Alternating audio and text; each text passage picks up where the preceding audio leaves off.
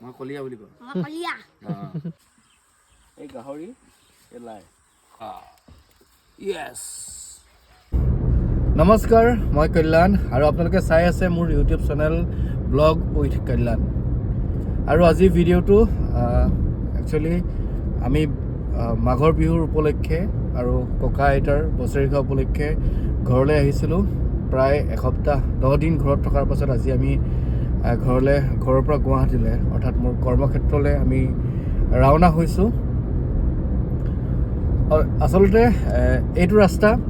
যিটো ৰাস্তা মই দেখালোঁ এই ৰাস্তাটো আচলতে আগতে খোৱা নাছিল এতিয়া এইবাৰ প্ৰথম কমপ্লিট হোৱাৰ পিছত আমি প্ৰথম আহিছোঁ সঁচাকৈ খুব সুন্দৰকৈ ৰাস্তাটো বনাইছে এইখিনি কাৰণে আচলতে চৰকাৰক ধন্যবাদ দিবই লাগিব এইটো ধন্যবাদ নিদিলে হয়তো কমেই হ'ব চৰকাৰক ধন্যবাদ দিছোঁ এটা ধুনীয়া ৰাস্তা ইমান ধুনীয়া ৰাস্তা এটা আমাক উপহাৰ দিছে গভৰ্ণমেণ্টে আমি এতিয়া এইটো ভালকৈ ৰখাটো ভালকৈ চলোৱাটো আমাৰ দায়িত্ব বা আমাৰ কৰ্তব্য আৰু ঘৰৰ পৰা এতিয়া আহি আছোঁ লৈ আহিছোঁ বহুত স্মৃতি দুখ মা দেউতাক এৰি অহা দুখ লগতে মই যে ভিডিঅ'টোত যিবোৰ দেখাইছোঁ আপোনালোকক এই পিয়'ৰ বস্তুৰ লগতে পিয়'ৰ মৰমৰ স্মৃতি লৈ আহিছোঁ সঁচাকৈ খুব ভাল লাগিছে খুব ধুনীয়া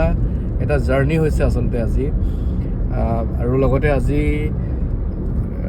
অযোধ্যাত ৰাম মন্দিৰ স্থাপন হৈছে বিভিন্নজনৰ শোভাযাত্ৰা দেখা পাইছোঁ খুবেই বেছি ভাল লাগিছে খুব ভাল স্মৃতি লৈ আজি ঘৰৰ পৰা আহিছোঁ গতিকে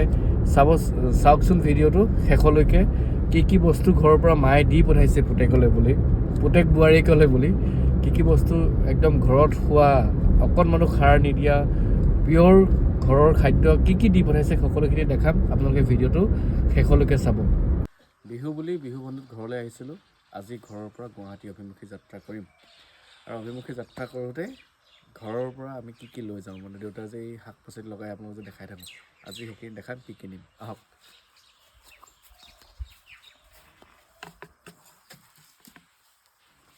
এয়া বন্ধাকবিটো একদম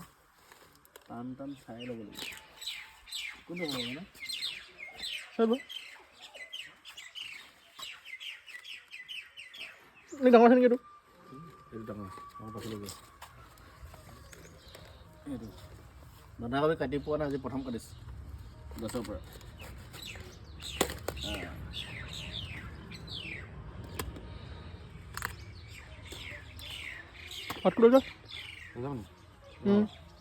ঘৰত গাহৰিও আছে গাহৰিৰ কাৰণে পাতটো থৈ যাব লাগিব পিঠে যাওঁ কথা মানে এই নহ'লে পোপাটো বেয়া হৈ যাব পোপাতকেইটা খেৰখিনি খাই এইটো ল এইফালে এইফালে হাই কৈ দে হেল্ল' কৈ দে হেল্ল' মই কলিয়া বুলি কওঁ কলিয়া ল তাৰপিছত কাটিম কি আৰু ল'বি ৰ কবি আৰু কাটি দিয়া সেই চাংখনত এইটো ডাঙৰ আছে নেকি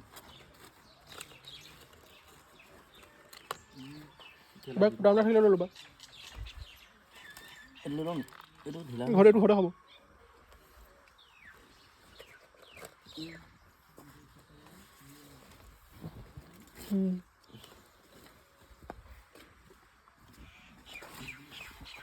এইটো টান আছে সৰু আছে যে ডাঙৰ নহয়তো টানি গ'ল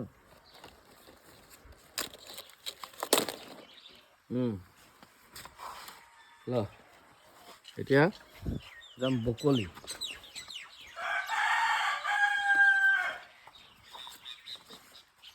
ডাঙৰ হোৱা নাই নেকি নাই বকলি নাই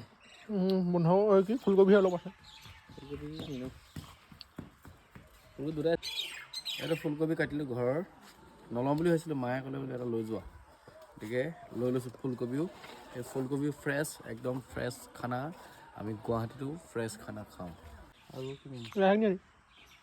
লাই পাত লৈ যাম আমাক লৈ যাবা ভাল হ'ব হয় ব'লা ইয়াত হৈ গ'ল এতিয়া আৰু এখন বাৰী আছে ডাঙৰ লাই এখন কাটি লওঁ আৰু আহি ওলালোঁ এইবাৰ আমাক কমল দাহঁতৰ বাৰীত অঁ না কোনটো কাটিম ডাঙৰটো এইটো এইবাৰ নাম নিলোঁ সৰু এটা লওঁ নে কি খুৰী সেইকাৰণে বহুত অকণ সেইকেইটা তুমি যিকেইটা দেখি চাইছা তুমি এইটো হেৰিলৈ আছে নি এইটো এটা হচলত আছে নি অঁ এইটো লৈ লওঁ এইটো কোনটো এইটো লৈ লওঁ হয়নে এইটো লৈ লওঁ নি এফালে বহুত দিছোঁ সেইটো ভাল হ'ব হা সেইটো ভাল কৰিছা তুমি হয়নে এইটো চাওক ইমান মস্ত ঘৰ অকণো সাৰ নিদিয়াকৈ গোবৰ দেখাই দিব পাৰা গোবৰ আছে কেৱল গৰু গোবৰ দি কৰা খেতি এই ভালকৈ কাটিব লাগিব সেইফালে হেৰিটো কাটি যাব সেইকাৰণে লাইক আছে য়েছ বঢ়িয়া এইটো মজা লাগিলে ঐ তই সেইখন কেলৈ পাছ হৈছ এয়া এইটো খায়ো বহুত টেষ্ট লাগে এতিয়া যে আমি নিম আমি ফ্ৰিজত 15 দিনলৈকে থৈ দি পাইছোঁ অকণো বেয়া নহয় আৰু বজাৰৰ পৰা যেতিয়া আমি গণেশগুৰি বজাৰৰ পৰা কিনি আনো তেতিয়া আনি এসপ্তাহ থ'লে এসপ্তাহো নাথাকে 3 দিনৰ পাছতে বেয়া হৈ যায় ফ্ৰিজতে বেয়া হৈ যায় আৰু এয়া গাহৰি এইটো আমি ঘৰত খাবৰ কাৰণে নিজে পুহি থাকোঁ আমি বেলেগক কিনি নাখাওঁ আমি নিজৰ গাহৰি নিজে খাওঁ আৰু সেইটো বিক্ৰী কৰিবৰ কাৰণে গাহৰিৰ লগতে আমাৰ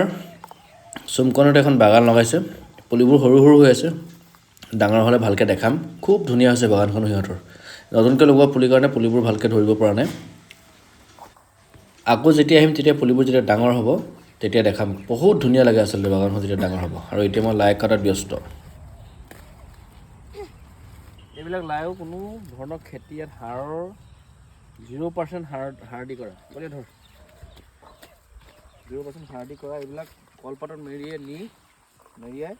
ফ্ৰিজত ৰাখি দিম এসপ্তাহ 15 দিনলৈকে খাব পাৰি মিনিমাম 15 দিন এমাহো যায় কিন্তু মিনিমাম 15 দিনটো আপোনাৰ একদম ফ্ৰেছ হৈ থাকে এই গাহৰি এই লাই গাহৰিত মই লাই দিম পূৰা মজাকৈ খাই থাকিম বেছি নলওঁ আৰু ন হ'ল ঘৰৰ সৰিয়হ চাউল বখলিয়াই মায়ে খুন্দি দিছে চাউল বখলিয়াই নহয় মানে গুচাই বগা ভাইটি যোৱাচোন অঁ ভাইটি এই তাত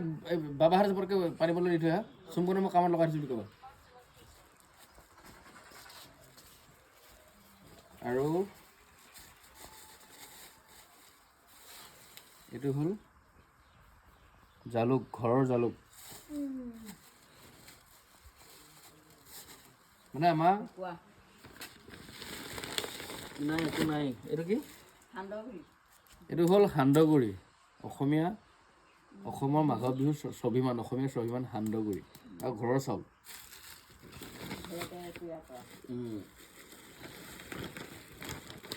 আৰু এইকেইটা ঘৰৰ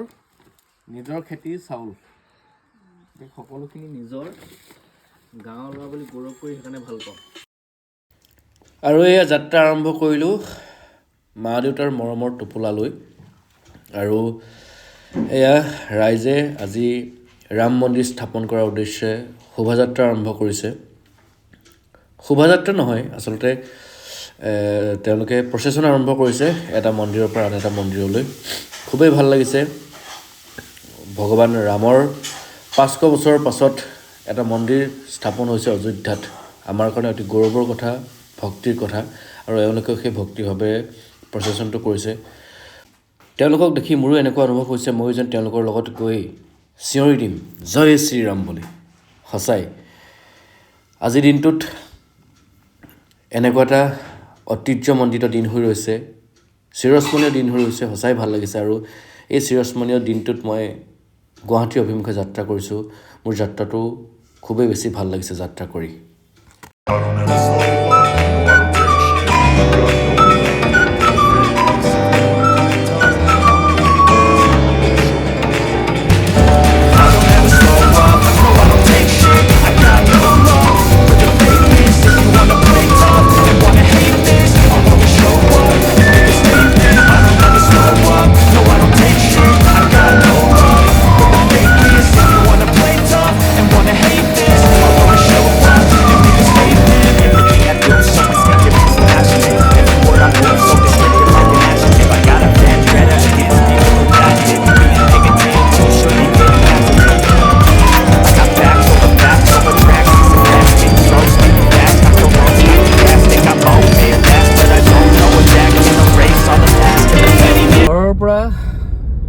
মা দেউতা শহু দেউতা শাহু মাৰ পৰা মৰমৰ অৰিজিনেল টোপোলালৈ এয়া প্ৰৱেশ কৰিলোঁ গুৱাহাটীত। আৰু আপোনালোকক ভিডিঅ'টো চাই থকাৰ কাৰণে বহুত বহুত ধন্যবাদ জনাইছোঁ। আৰু আগলৈ মোৰ এনেকুৱা ভিডিঅ'বোৰ চাই থাকিবৰ কাৰণে আপোনালোকে এতিয়াও যদি মোৰ চেনেলটো লাইক আৰু ছাবস্ক্ৰাইব কৰা নাই তেতিয়াহ'লে লাইক আৰু ছাবস্ক্ৰাইব কৰিবলৈ নাপাহৰিব। আৰু গুৱাহাটীখন সঁচাকৈ খুব ধুনীয়াকৈ সজাই ৰাখিছে আজি ৰাম মন্দিৰৰ হেৰিৰ কাৰণে। তো ভাল লাগিছে আহি। আৰু মানে মোৰ ইচ্ছা আচলতে হৈছিলে শব্দ নাই, ইমান অৰিজিনেল ইমান পিয়ৰ বস্তু চব লৈ আহিছোঁ, সেইকাৰণে আৰু একো নকওঁ, খালি ধন্যবাদ কৈছোঁ সকলোকে।